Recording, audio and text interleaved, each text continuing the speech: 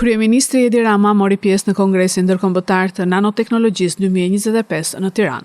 Të pranishëm ishin dhe Ministre e Arsimit Mirela Kumbaro, ambasadori i Mbretërisë së Spanjës në Shqipëri, Gabriel Ventura, si dhe anëtar të Akademisë së Shkencave.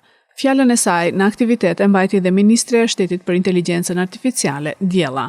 Kryeministri Rama theksoi në fjalën e tij se Shqipëria është një vend që guxon dhe inteligjenca artificiale është përparësi kyçe për vendin tonë.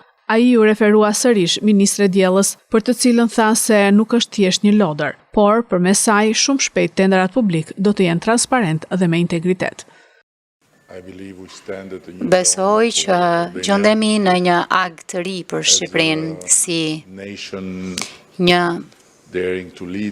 kom që guxon të udhëheq e jo të ndjek në balë të shkencës e teknologjisë në këtë rajon. Më lejoni të them që duke krijuar një ministret inteligjencës artificiale, ministre e parë në botë e inteligjencës artificiale, Shqipëria nuk po përqafon thjesht të ardhmen, por po përpiqet të bëj pjesën e saj për ta projektuar atë. Djella nuk është një lodër, s'mund tjetë më ndryshe se sa kaq. Përmes saj ne kemi shndërruar atë çfarë ka qenë domen i së mjekulltës në një algoritëm transparent për të shndërruar pushtetin e shtetit në pushtetin e shërbyesit.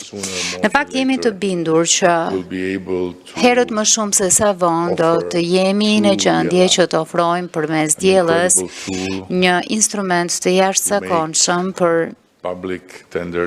t'i bërë tenderat publik të hapur, transparent e me integritet siç nuk është parë më parë.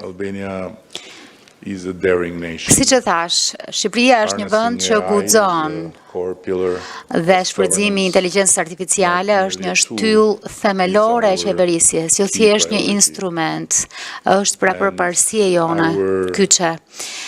Dhe vizioni ynë kombëtar për Shqipërinë e 2030-s në Bashkimin Evropian, besoj është shumë i qartë, shumë qartësisht i rrënjosur në integritet, inovacion dhe udhëheqje shkencore. Me qëra fjala, kjo ngjarje ilustron shumë më tepër se fjalët, atë çfarë po synojmë e po përpiqemi të bëjmë çdo ditë. Ne do të kanalizojmë më shumë burime, reforma institucionale, kapital njerëzor për të ndihmuar në ndërtimin e një ekosistemi të nanoteknologjisë që e ka Spirancën në Tiranë, por që rrezaton apo më mirë është zgjeruar jo vetëm në rajon, por edhe më gjerë.